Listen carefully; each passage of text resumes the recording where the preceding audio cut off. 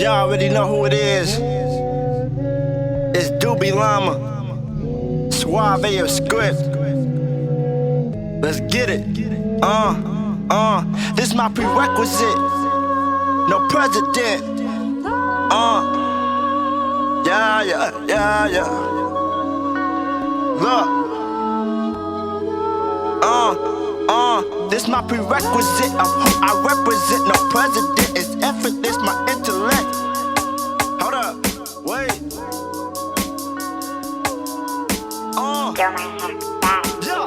Yeah. This my prerequisite of who I represent. No president is evident. My presence is impressive to the residents. It's effortless. My intellect will break your neck cause of my skin. Very superb with nouns and verbs. Adjectives, subject. Like a preacher. Amen. Alright. Welcome fucking back. I literally haven't left from this spot since the last time we recorded. Pretty right there. So needless to say, this is post 4th of July. And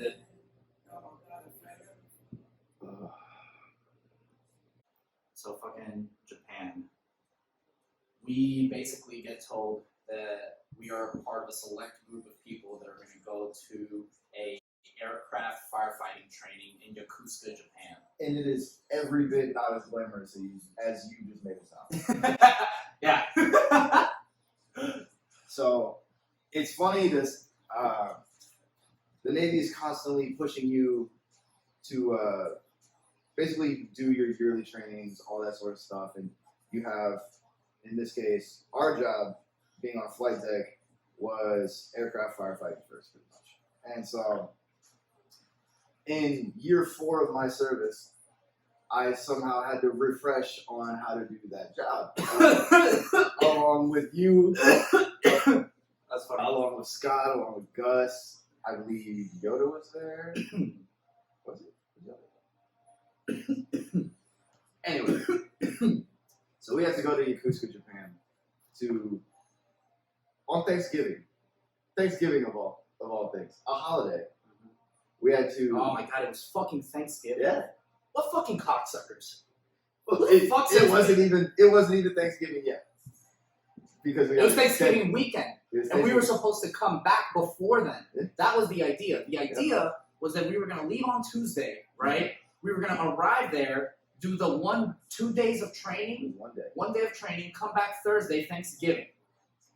Thanksgiving is Thursday. I know. Yeah, we were we're going to come there. back We're Thursday, gonna be there Thanksgiving. for Thanksgiving dinner. Exactly.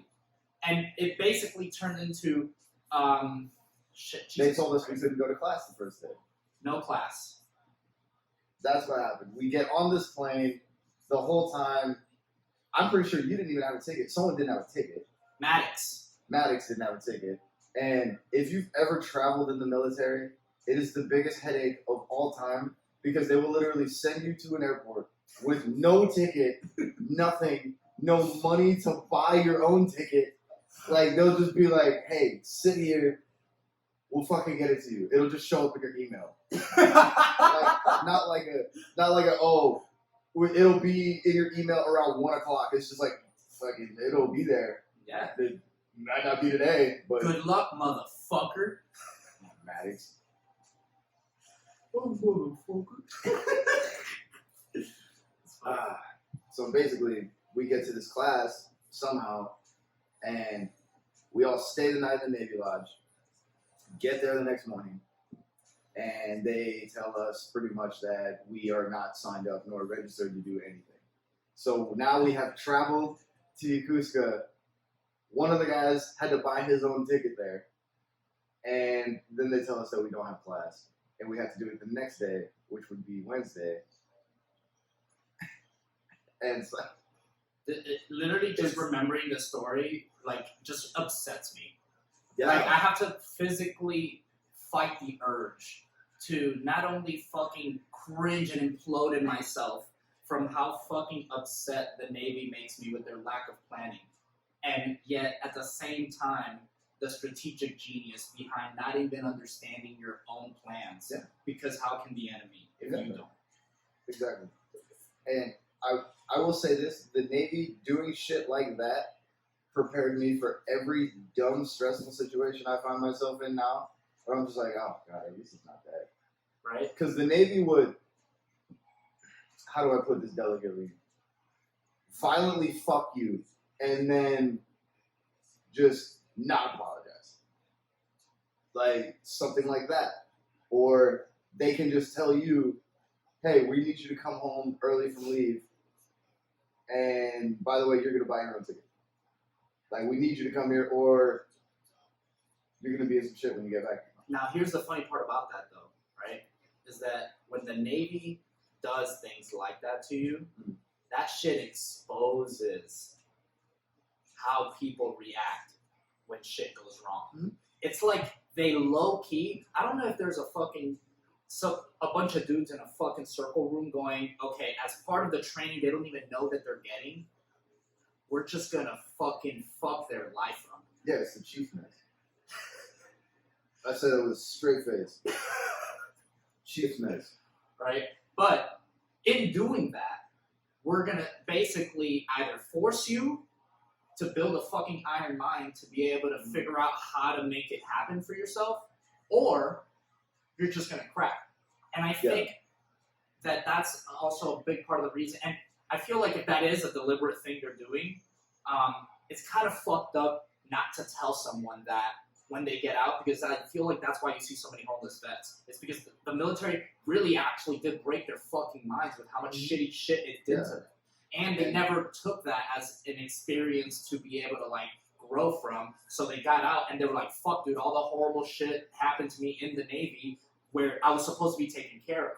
And now I'm out in the civilian world, not being taken care of by anybody, and it's now multiplying times 20.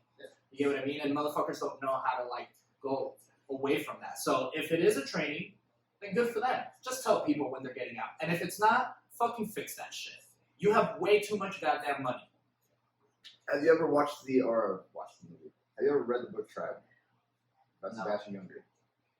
So this is my big theory with homelessness and post-military depression, because I had my own battle with it myself for like 6-7 months after I got out. And it was because the basis of this book is he's comparing what Hi, arigatou gozaimashita. and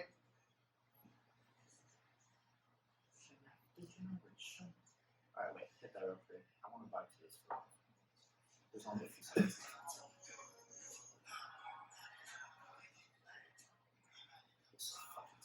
I'm so excited. you remember how much he used to write? Yeah, dude. This motherfucker was writing all the fucking time, dude. I wanna fly right now. I wanna see all my homies. I wanna feel like I can't calm down. Bro, I listened to this song when I was coming here, and I was just fucking like straight up thinking about you. Yeah, that's real. That's real. It was funny because fucking Shelby, she was like, are you worried that like Juan's like by himself? I was like, Juan's one of like the guys now, so like I promise he's perfectly fine where he's at. I was like, bro, he's already like unanimously accepted. We're good. Listen, the trials have ended. All opposed? All right. Thank you. Dude, you know what? I was actually talking to Ew. I was talking to fucking Cravats. I was talking to Dingy last night and Dungy. But you said Dingy was okay too. I call him Dingus, Dungus, all that type of shit, but it's Dungy. You can call him Dingy. That'd be funny. Just call him Dingy from now on. Dude, dinghies are, you know what a dinghy is, right? Yeah, compose. Yeah, they're the best. You were saying. You were talking to Dingy. So I was talking to Dingy, and he, I remember telling him, I was like, dude, you know something crazy that happened? After the military, and after the whole, like, experience,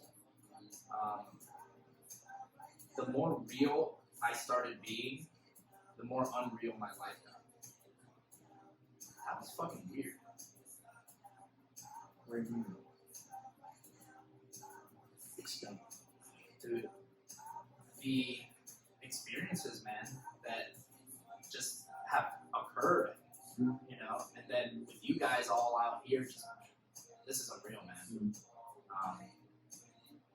And I think the more you start just doing that and not giving a fuck about what people think about the real you, then like life just starts getting unreal in a weird, trippy way that it's like it trips me out, bro. Like I will say, in the past few months, even with this quarantine shit going on, even with me being broke, I can say that it's honestly becoming like one of the best times in my life because of that.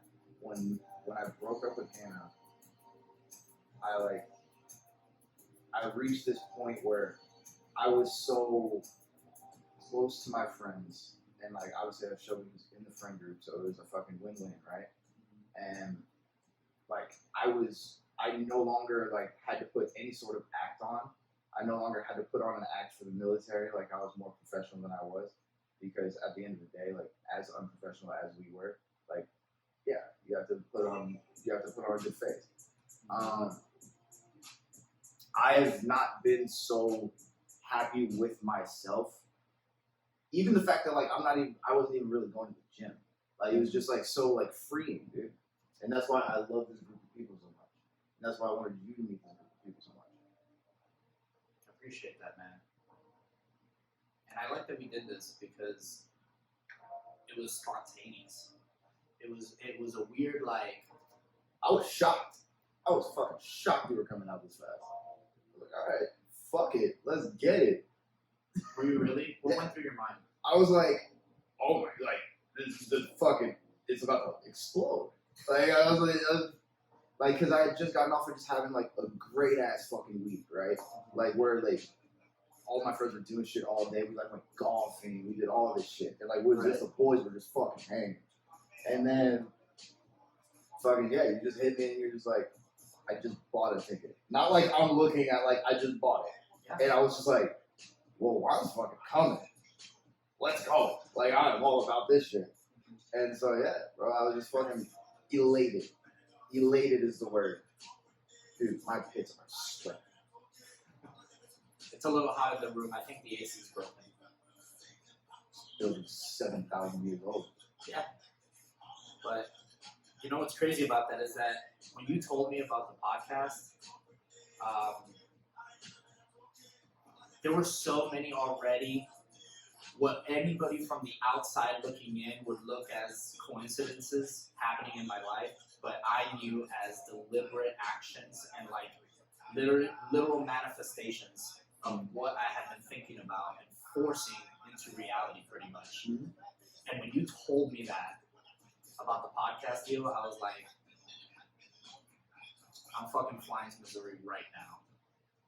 And I just happened to have been in possession of that fucking free plane ticket. Yeah. And that's how it's gonna seem. I happen to have been in possession. Because that's how it looks from the outside. Yeah. And so, dude, I was just like, this is gonna be one of the wildest fucking weeks ever. Because let me tell you something, man. I think that during our adventure here, many individuals have literally began what I started to recognize as a life-changing moment. You were here for a lot of experiences. I watched people. You really, now that, holy fuck, I didn't even think of that. I sat back and through individual interactions, I watched how someone contemplated a big moment in their own life. And I understood the process that was happening and occurring. And then when I ended here at the end of the night, man, I would literally just think, I hope that this person has what it takes to endure that journey. Because it's a long journey and it's painful. And you go through a lot of shit. And a lot of shit goes wrong. You get what I mean? Yeah. A lot of people betray you, you betray a lot of people, like you go through a whole metamorphosis of what I was telling Matt last night, dude. Literally developing almost like the worst version of yourself. If you don't already have an antagonist in your life, then you begin to develop the antagonist inside yourself.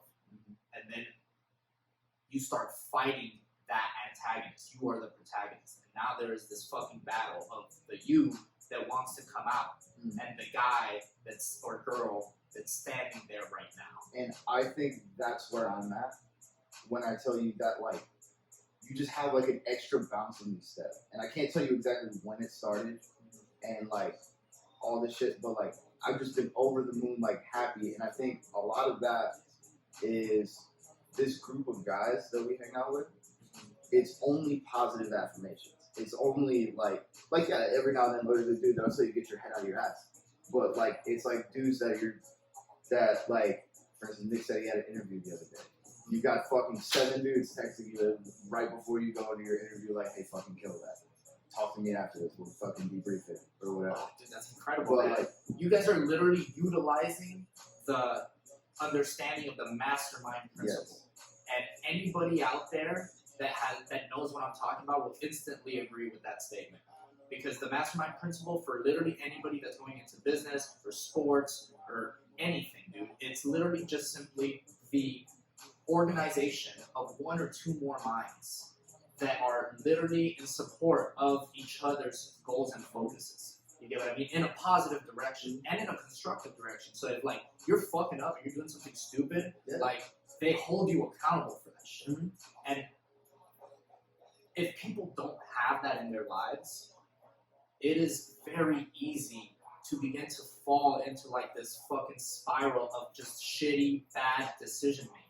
You know what I mean? And I think it's also the good thing about like these guys is that, yeah, like from the outside you can say, oh no, all those guys do is like get fucked up and sit around and smoke weed and do nothing.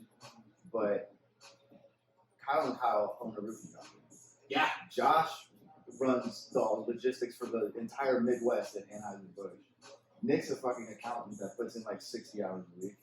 Zach works for Wells Fargo as a financial advisor. Yo, that dude hustles, bro. Because he was up early, Yeah. and I'm up early literally every day. And I would watch him come out into the kitchen and just fucking hop on the grind, bro. And just start answering calls and shit back to back. And I just observe him, like, wow, okay, get after it, man. Like, that's what's up. While I'm like fucking just kind of fucking around on the laptop editing whatever that we were fucking working on. These are like they're all really hardworking dudes. You get what I mean?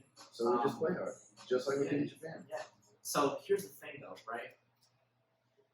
The true challenge was that we both were in an environment where the morals that were seen as, like, the moral line to cross was very much blurred.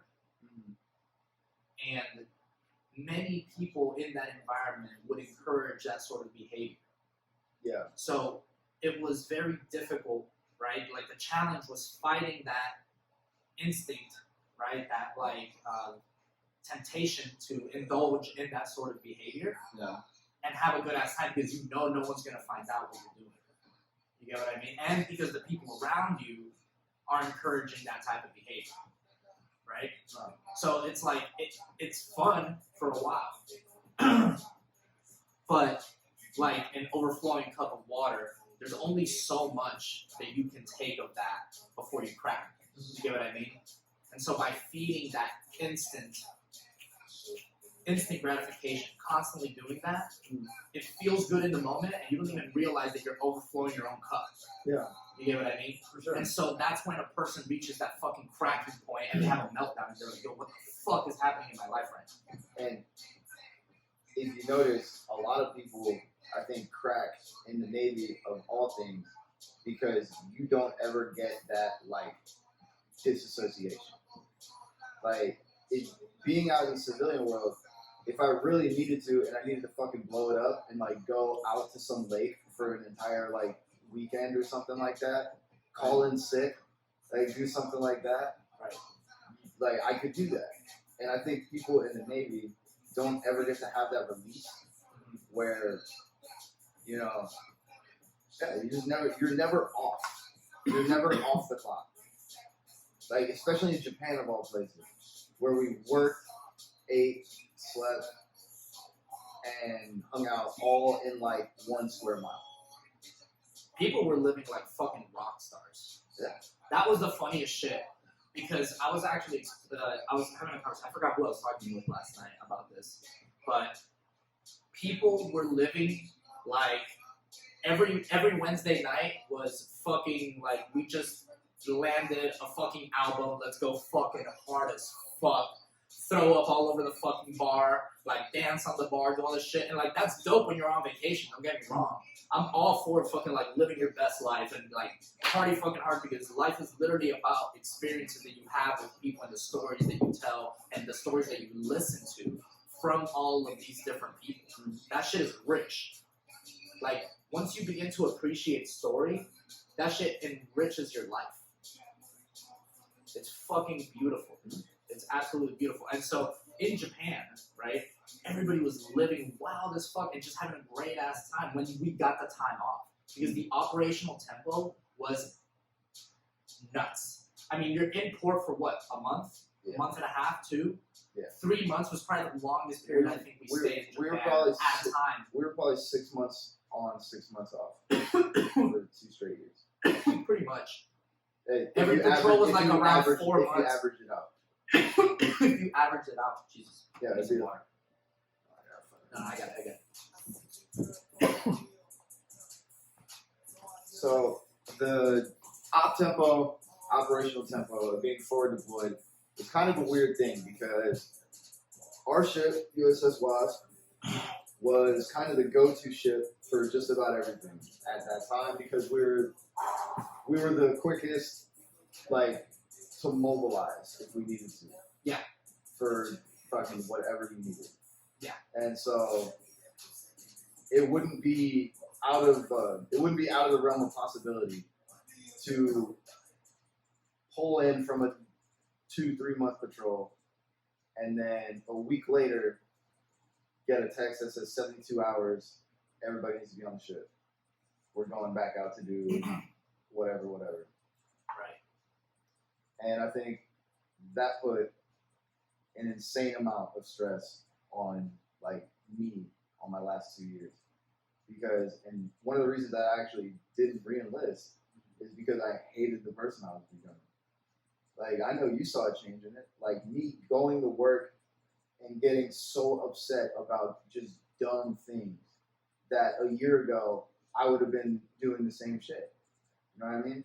How come I'm trying to scream this airman's face off for doing the same thing I did, or talking back like when he's walking away?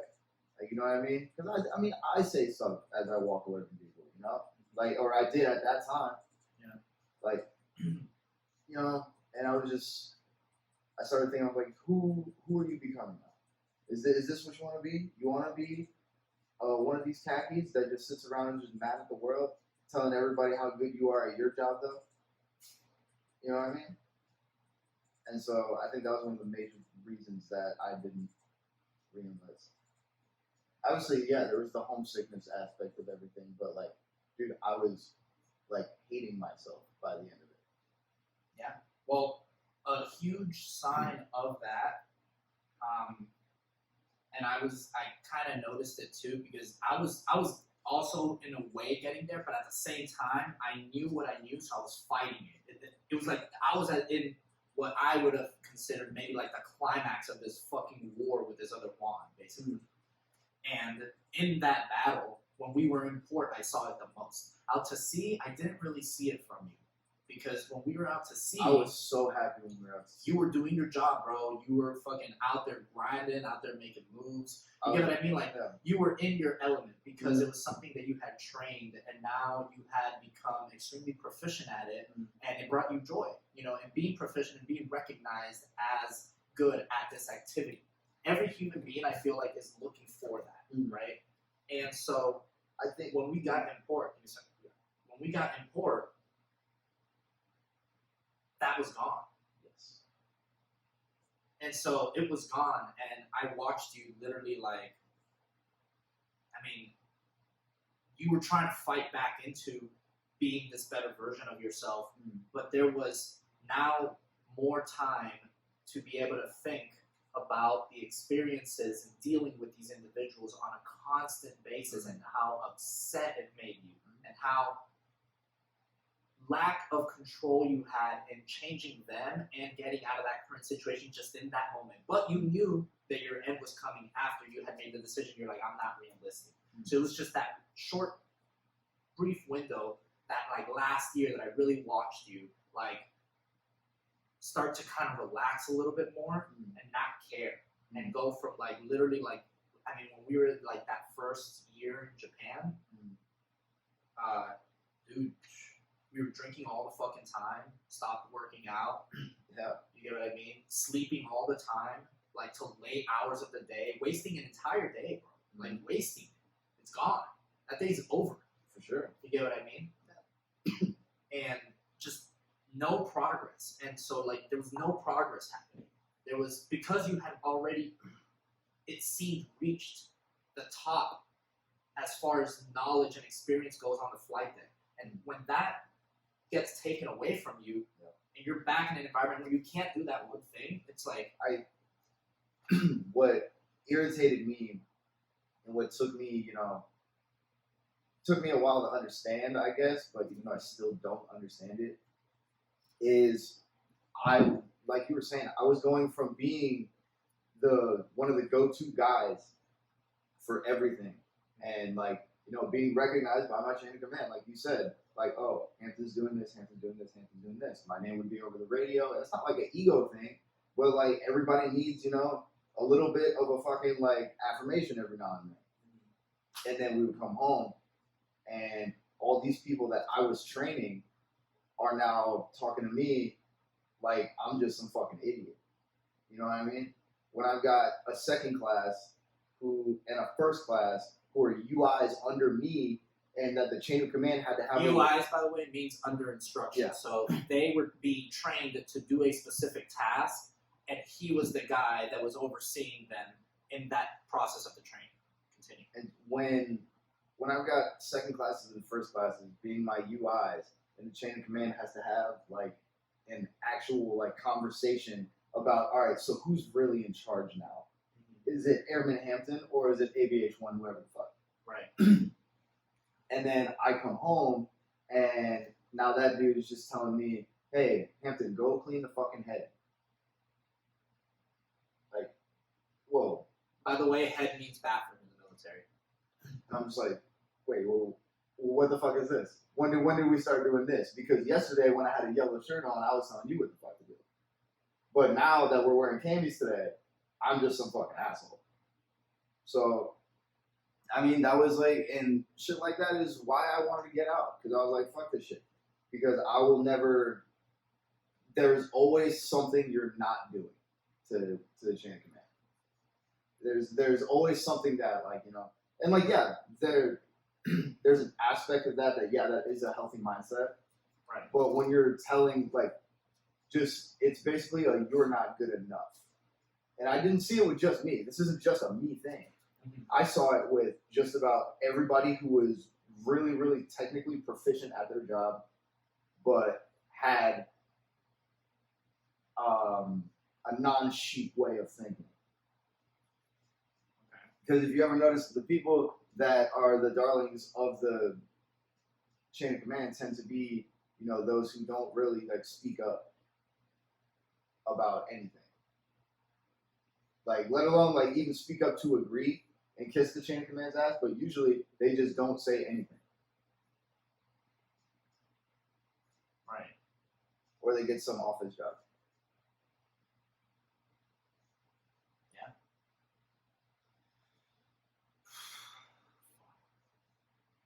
Yeah. I mean, you're 100% right on that.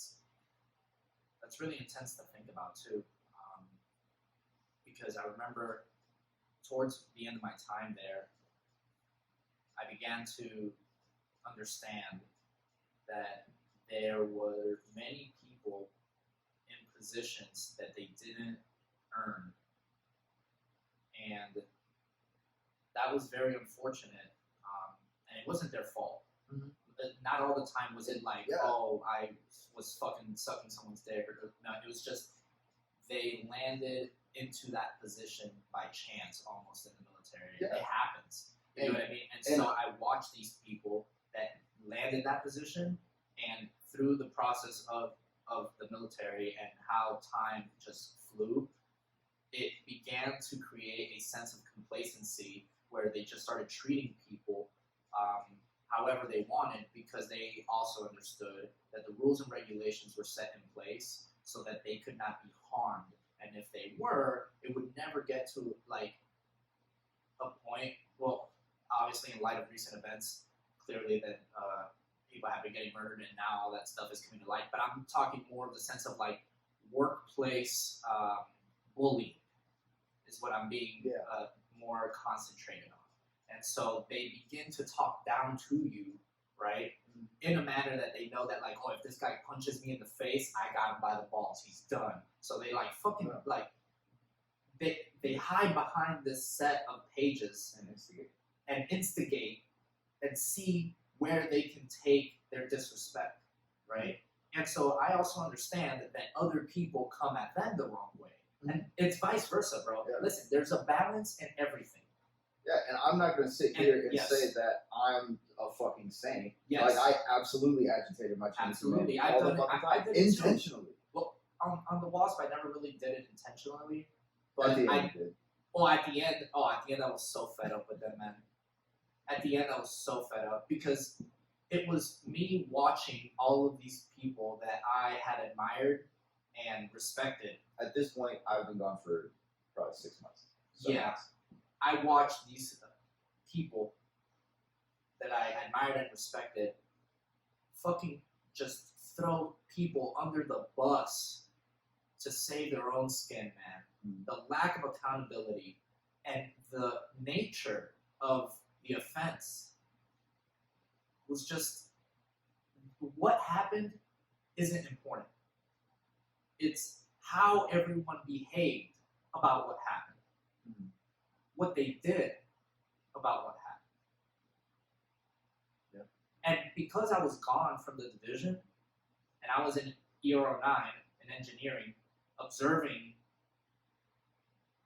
the drama unfold among this community and how they treated you and a bunch of people that got out that were good people.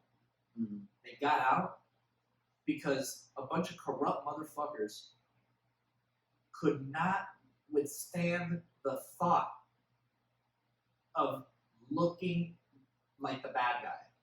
Like someone seeing them in a bad light and accepting the responsibility for their actions. I will say this. This is nuts. Those are the people in charge. The thing, I'm just going to talk about it. The fucking over that you kind of speak of with me.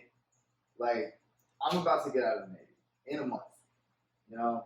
Did I drag my feet with my fucking, like, checkout paper? Absolutely. But so has, like, a million other people in the Navy, right? And what's funny is because I busted my ass to try to get that shit done quickly, and I faced nothing but opposition from almost everybody. Exactly. And so, we are about to have, like, was it an air cert that we were doing on our way to the Philippines? No. Bottom line, I we know were that going we to were going to the Philippines to help support them because of the whole like terrorist activity that was happening there. So we were running exercises with the Filipino army. That's why they were on board. I know what it was. It was we were getting graded on our job pretty much. And by the way, none of this is like public record information. So like this isn't any top secret shit. Like we're not discussing specifics of what the exercises were or anything like that. We were just involved in the Philippines. We're getting graded on how we're going to do our job. Sure.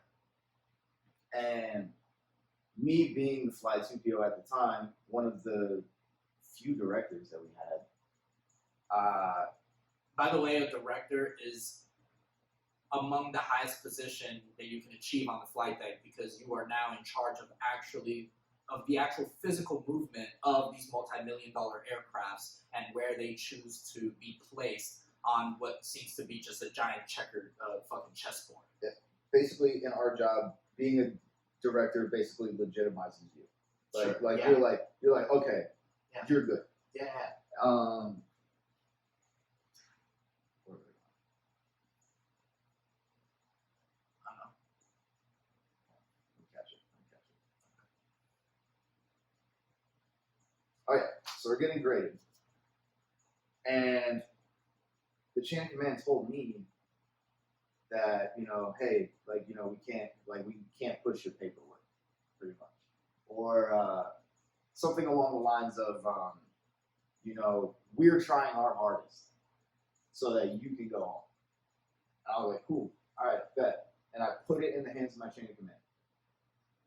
Me, 4 years into the Navy, noticing that, like, this is an incredibly dumb decision, I think. And so, bottom line, we get closer and closer and closer to the day that we're supposed to leave for this exercise. This exercise in which, if I leave, the number of people qualified is like so minuscule that it would make life pretty much hell, and the khakis would have to work all day. And so the days are getting closer and closer and closer to the time where we leave. And I'm like thinking, I'm like, every day, I'm like coming out, I'm like, hey, what are we doing? Like, are we good? Are we good? Am I staying behind? Like, what's the deal? Oh, we don't know yet. We don't know if I'm staying or going. Nope, we don't know yet. It's like 3 days out. You know, I'm deciding whether to pack my bags for a 2-month deployment or pack my bags for going home, because those are two very different things. Completely, literally, a fork in the road. Like, am I gonna go live this life, or am I gonna go live this life? Do I need to put my head in deployment mode? Because if my mind is not there, I could fuck up, hurt myself, hurt somebody. And it's happened. And it has happened. People fuck up on deck. Mm-hmm. People make stupid decisions. People cost other people's lives. Yeah. People put other people in danger because they don't understand the gravity of their job. Because they just go out there and they just think it's another day. And they don't understand that the danger in front of them is real. You gotta have respect for that aircraft. Yes. Respect the complacency. The complacency basically created a lack of rational fear. Rational fear is good because rational fear allows you to literally like understand the danger in front of you and still be able to act in a clear manner and think in a clear manner. Right? Yeah. Irrational fear is what you don't want to have out on the flight deck. That's the kind of shit that gets people hurt. And ignorance. You know? I would say every bit of a difficult move or a weird taxi or like a landing, and it's like a landing in like sideways rain or something like that. If you aren't a little bit scared of a giant, like however heavy how heavy is the Harrier? I don't fucking remember that. Like shit. 18,000 pounds. pounds. Yeah. Oh, Jesus Christ. And so if that I don't even know if we're right about that. I'm gonna look it up. But continue. I bet it's like 18,357.